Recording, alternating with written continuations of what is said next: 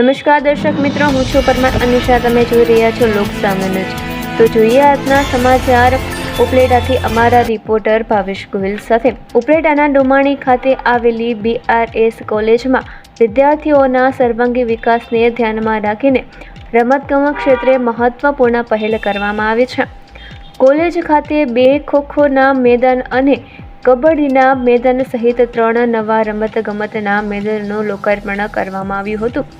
આ પ્રસંગે કોલેજના પ્રિન્સિપાલ ડૉક્ટર ઘનશ્યામસિંહ ગોહિલ સહિત કોલેજનો શૈક્ષણિક સ્ટાફ અને મોટી સંખ્યામાં વિદ્યાર્થીઓ ઉપસ્થિત રહ્યા હતા. નવા મેદાનના લોકાર્પણ બાદ વિદ્યાર્થીઓ દ્વારા ખોખો અને કબડ્ડીની રમતોનું પ્રદર્શન કરવામાં આવ્યું હતું, જેને નિહાળવા વિદ્યાર્થીઓમાં ભારે ઉત્સાહ જોવા મળ્યો હતો.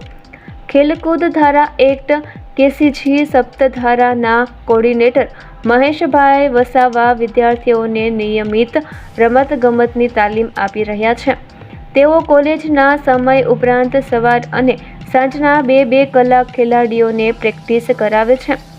નવા મેદાનના નિર્માણથી વિદ્યાર્થીઓને પોતાની રમતગમતની પ્રતિભા વિકસાવવા માટે વધુ સારી તક મળશે અને રમતગમતની સાથે શિસ્ત, ટીમવર્ક, આત્મવિશ્વાસ તથા નેતૃત્વ જેવા ગુણોનો પણ વિકાસ થશે. હું BRS કોલેજ ડુમિયાણીમાં હિન્દી વિષયના પ્રાધ્યાપક તરીકે કાર્યરત છું અને KCG સપ્તધારા જે ચાલે છે ને એમાં હું કોઓર્ડિનેટર છું. એની અંતર્ગત આ ખેલકૂદ ધારા છે.